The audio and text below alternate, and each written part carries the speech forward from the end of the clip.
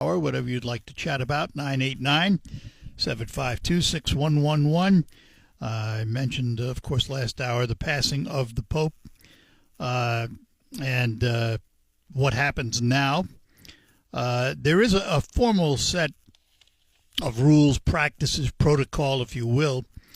It was codified by the 1996 document Universi Dominici Gregis, of the Lord's whole flock. And what it does is it prescribes notifications, the sealing of the pontiff's rooms and papers, and this one I did not know, the destruction of the papal signet ring. That one I'm surprised. I thought maybe the Pope would be buried with the ring, but apparently they destroy the Pope's signet ring. 1.3 billion members worldwide of the Roman Catholic Church, and usually several million of them show up to Rome for the funeral. When Pope Benedict died, you'll remember, of course, he was the first one to actually resign from the papacy in 600 years, roughly. He died in 2022, and there was something like 4 million people that came to the funeral. All right, let's go to the phones here. Paul is in Saginaw. Paul, good morning. Morning, Art. Art, my question is how can the federal government say that 18-year-olds are smart enough to vote for politicians and judges while our democratically controlled Michigan Supreme Court says that 19 and 20-year-olds are not smart enough to receive a life sentence without parole for first-degree murder? Well, how does that compute? It doesn't, and I disagree with our Supreme Court. I do too. That's as far as I go with it. That's it. I just disagree with that decision. I mean, I honor it because they made it. We have to live by it, but I don't agree with it. I think an 18 or 19-year-old is smart enough to know when they commit a capital crime that it was wrong to do it. Absolutely. So that's how things are going haywire in our country right now. Well, it's different from state to state. Listen, nothing is ever going to be just the way we like it. It just doesn't happen. And you have to take the good with the bad. Some bad is worse than others. But it is a pretty interesting contradiction.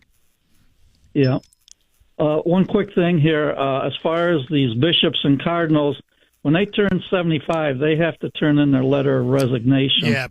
The Pope can accept it or reject it temporarily. Right. But when they turn 75, they got to turn in their resignation. Is that true of cardinals? So.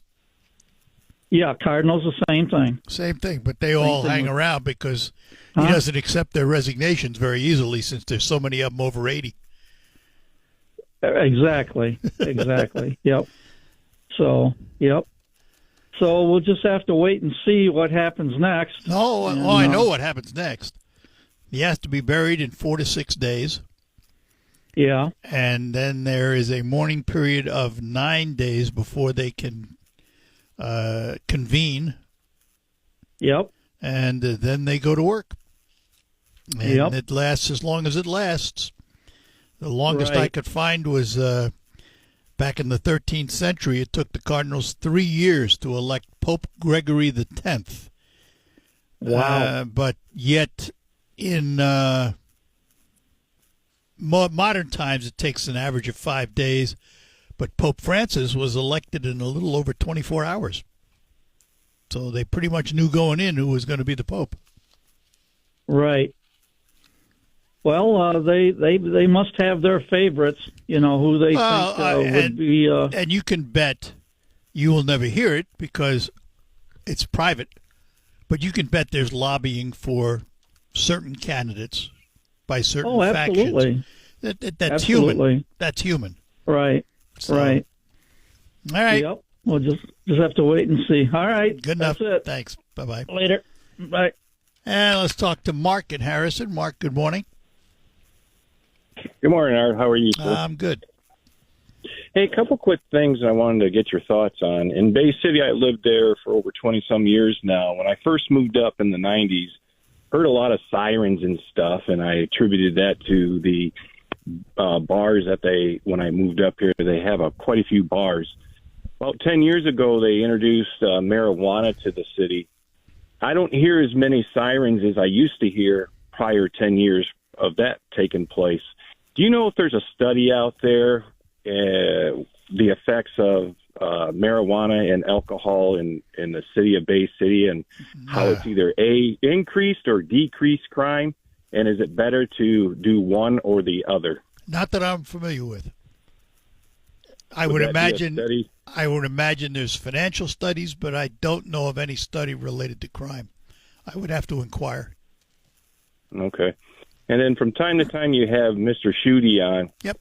In regards to on Columbus, they had a fruit market there at one time that's still standing there. Over on Wilder Road, they got a building, Art Van, that's still standing there with nothing done on it.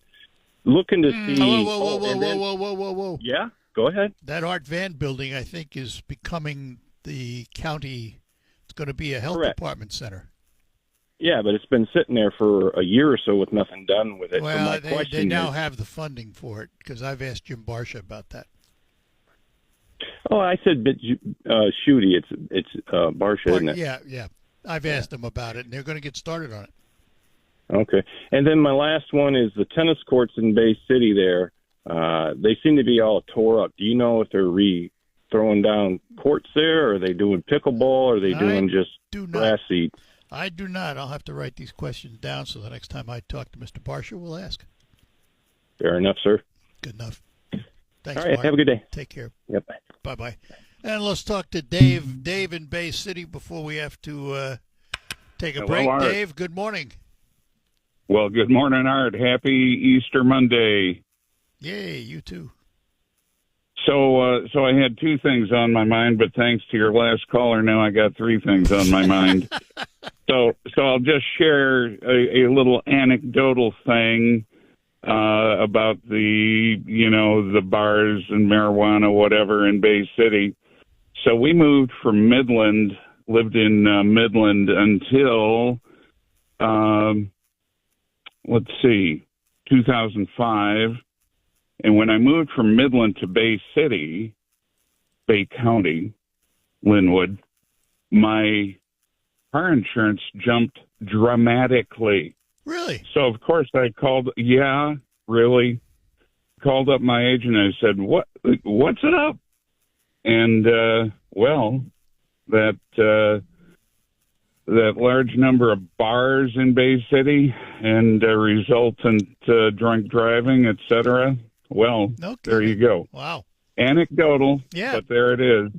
Now, two other things. I just tuned in, and there was some discussion that I missed about a proposal to require an age limit, apparently, on judges. Was that the gist of it? No, it was it was more a discussion of age limit on voters. Oh. To which I said absolutely not. No, exactly. And Ben Franklin was the oldest signer to the Constitution. And if I remember correctly, he was 84. Yeah, he lived well beyond the life expectancy back then.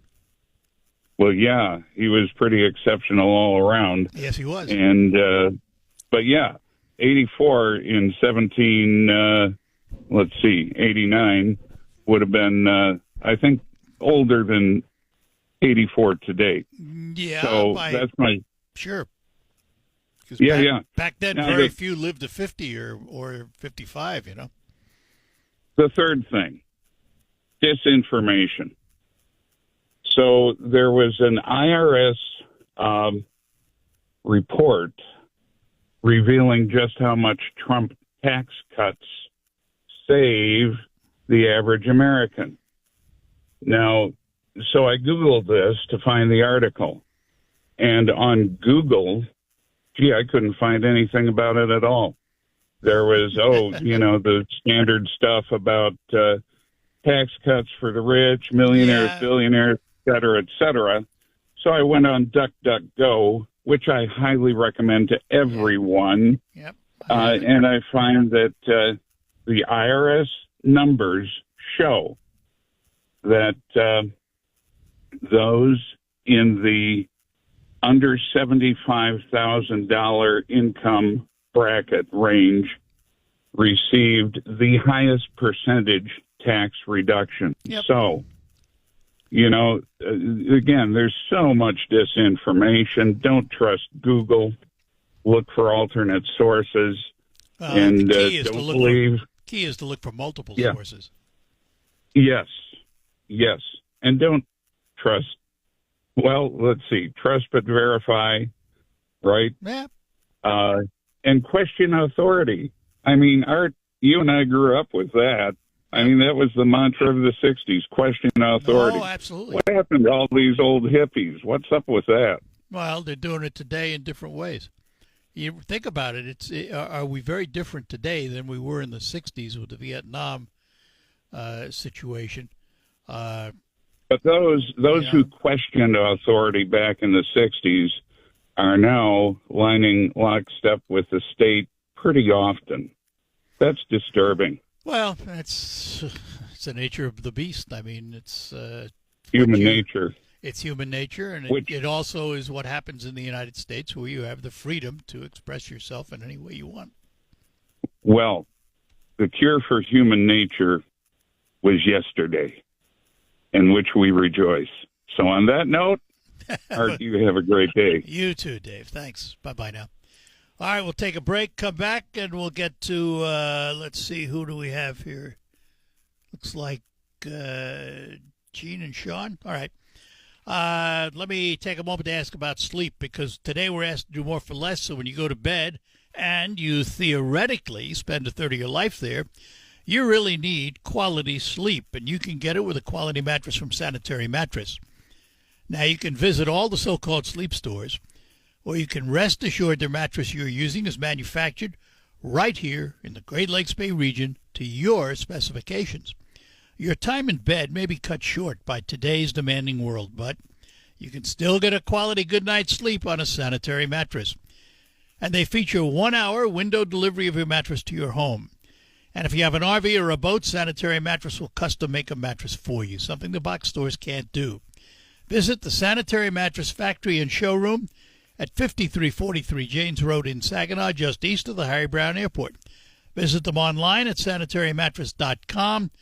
Call them at 989-753-1757. Sanitary Mattress, serving the Great Lakes Bay region since 1935. Some days I cover up because of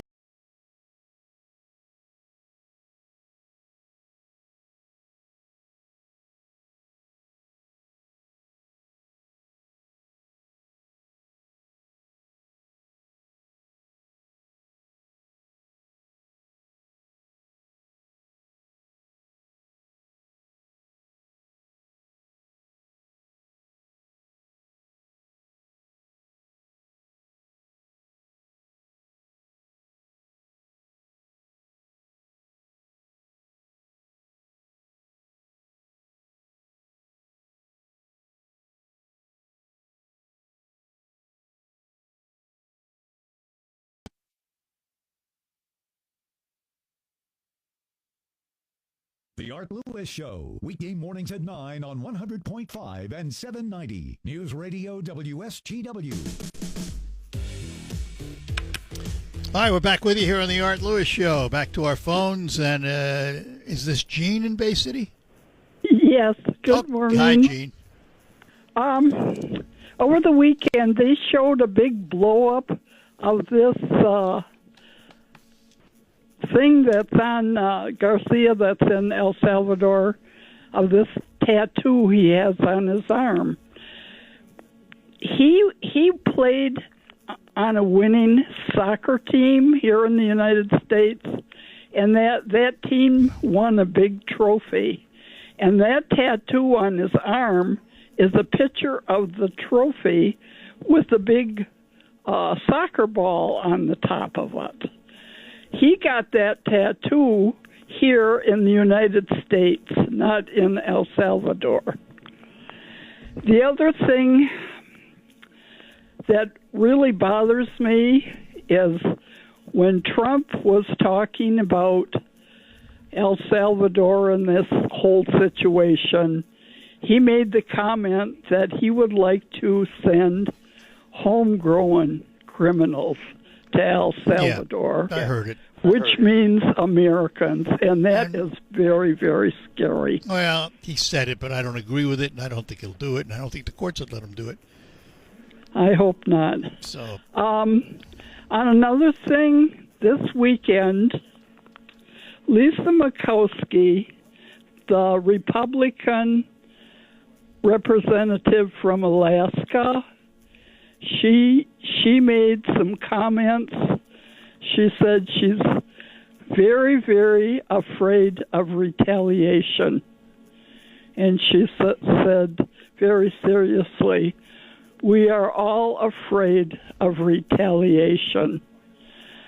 Trump is a very vengeful person, and people I think, are very afraid to say what they believe is the truth, and are very afraid to do what they think is right because he's going to retaliate and destroy their Since there are so many people speaking out against him, I would respectfully disagree with you.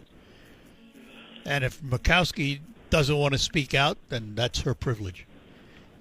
Well, in America, people shouldn't be afraid to tell the truth. People have been afraid to tell the truth for millenniums, for various reasons. You always have an answer for everything. But I'm giving you my opinion like you're giving me yours. Trump claims to be such a religious, godly person. A lot of us really respect the Passover and, of course, Good Friday and Easter. I didn't hear him say anything godly or say any prayers or attend any church service or anything. I don't know if he did or not. Claiming to be such a godly man, I don't believe he is. All right. Well, that's your privilege. He shows no empathy or compassion or mercy to anybody. The Pope had been very unhappy with Trump because of the way he has treated the immigrants. I mean, of course, we've got to get rid of all these criminals that came across the border, but there are also a lot of religious, good people who illegally came across the border.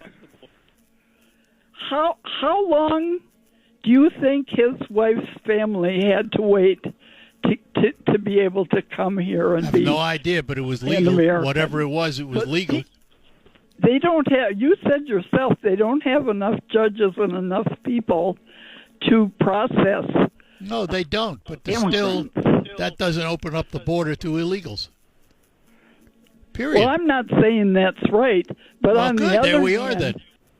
I mean, you either do or you don't, because if you don't have a sealed border, you don't have a country.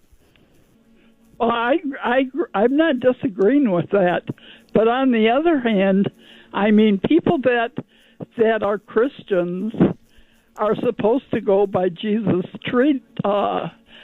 what he taught, which was love one another, be compassionate and show mercy to people. Thanks for listening. Have a nice afternoon. All right. Take care.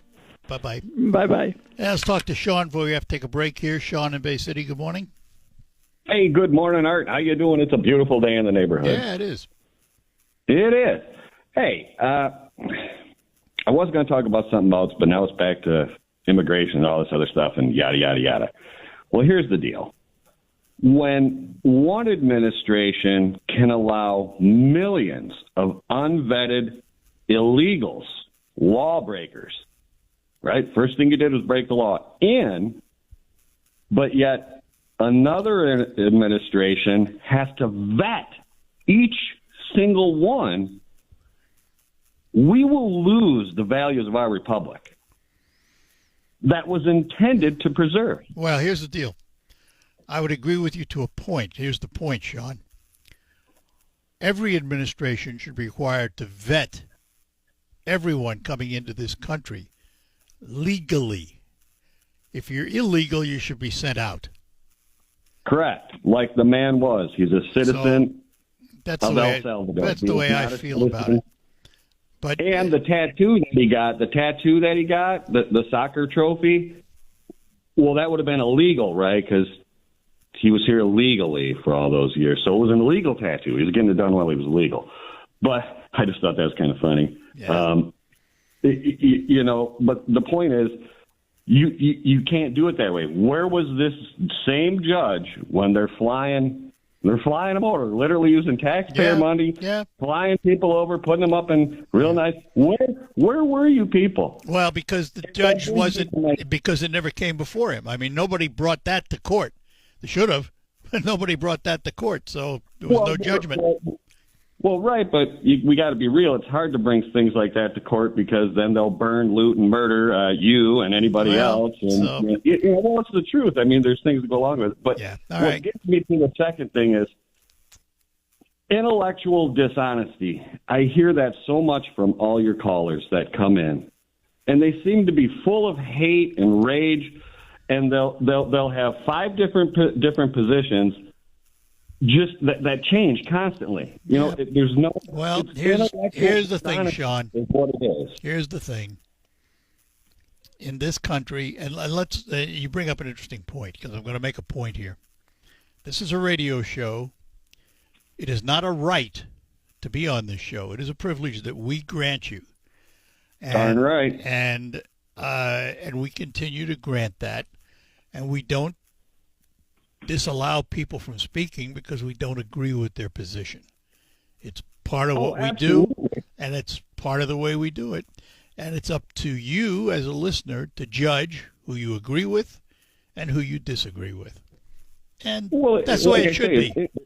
It's dishonest, their views, because a lot of people's views, because they'll see it this in one breath, but then when you turn it and go, well, isn't this the same thing? Well, that's different. I'm not disagreeing with you. I'm not disagreeing with you, but that's their right to do it that way. So, absolutely. Hey, but I gotta run here. I gotta take a break. I'm late. Hey, no worries, Art. Shine on. Take care, buddy. Thanks. Bye now. We'll be back. Hey, it's Charlie Rood here on Double. Back to our phones now. Dean is in Saginaw. Dean, good morning. Good morning, Art. Morning. I got three things to say. I should ask you a question. Do you remember back in the day you used to have a screener? I think his name was Ron. He was a retired Navy guy. Yeah. Yeah. Whatever happened to him? Retired. He retired again? Yep. His son was in Ohio, and I'm not sure if he moved down there or not. Oh, okay. Yeah, I've been meaning to ask you that for quite a few years, and I just forgot about it. There you go. There you go. Okay, the second thing is you got to love Jean when she calls you. My point to you is I do love your art of, to put it politely, to shut people down that start spewing hate. You have a knack for doing it, and you do it in such a way that you don't offend anybody. Well, I try. Like that. I mean, I'm sure I'm offending people, but I try not to.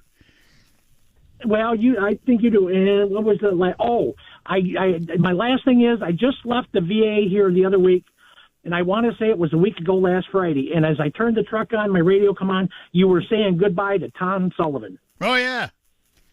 Yeah, he was on the show. He's going to be missed. Yeah, he will be. He's going to be missed.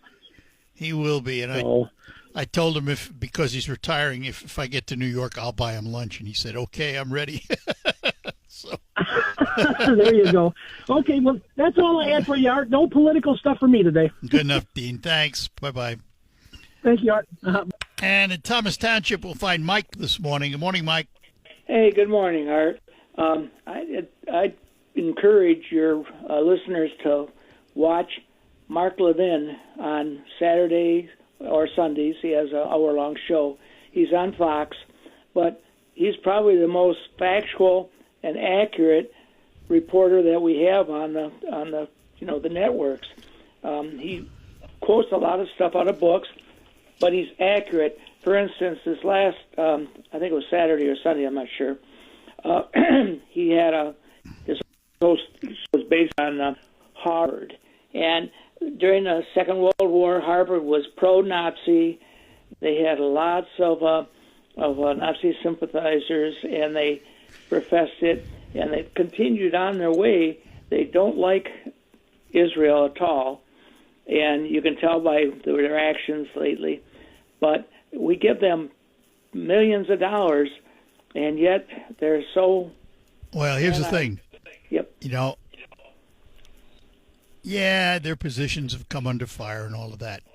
That's not why I don't want to give them millions. I don't want to give them millions because they're sitting on a $50 billion endowment. They don't need those billions, those millions. They're like many universities that are sitting on huge endowment piles, yet their students graduate with huge debts, and the cost of the education keeps going up and up. And, the school I graduated from many years ago was the 13th richest endowed school in the country at the time. And a couple of years ago, I went on their website, and they were looking to enhance their endowment by $1.4 billion, of which they already had $1.3 billion in the bank. And I said, well, they don't need my money. Yeah, I'd like to see that money go to some of these smaller colleges that could really use the money. Yeah, absolutely. And help out some of the kids that can't afford to go to college. No, I understand.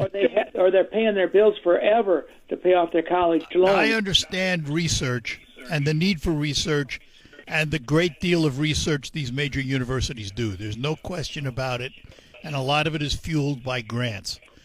But the amount of money that a Harvard gets is just out of sight. I mean, it's just ridiculous. When they're sitting on $50 billion, it makes no sense. So, yeah. All right. I agree with you on that, too. And okay. You have a great day now. You too. Yep. Bye-bye. Quick break, and we'll come back to Joe and Jeff when we return. Farming comes with...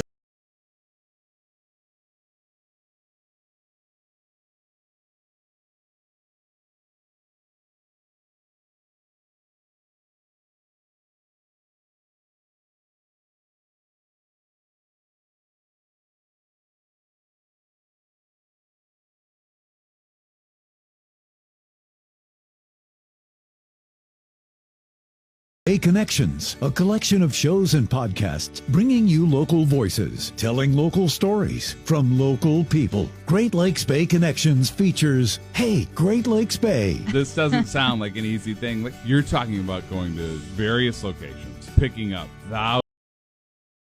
One would be Carl, who mentioned age restrictions for voting. Now, I don't think that's a good idea. But I think one thing he might not realize, if you were to have that age restriction, you would also automatically have an age restriction to run for the Senate or congressman. Because if you're too old to vote, that means you're too old to vote if you're a senator or congressman also. Well, so that would immediately put an age limit on our representatives. You'd have to run. You'd have to. I mean, if they put an age limit on voting, it would be a state doing it, not the federal government. And if a state did it, the rest of it refers back to the U.S. Constitution as to qualifications. So it's I understand, but again, if I'm 80 and if I can't vote as a citizen, how can I vote if I'm a representative? Yeah, I got you. I hear what you're saying. Okay, all right, enough of that one. That's why I disagree with it. Yeah, all right, good. Another one is your other caller, G. I'm astounded on some of the facts. Well, I'm not sure the facts, but some of the information she comes up with. Like today, she mentioned a soccer tattoo on that illegal, and I'm thinking, where the hell does she get this stuff from? And then she mentions that people should have compassion for everybody. But she has no compassion for our president, and she was wrong about him. She said, he could care less about Easter. He acts like he's religious, but he's not. And if she knew if there was a soccer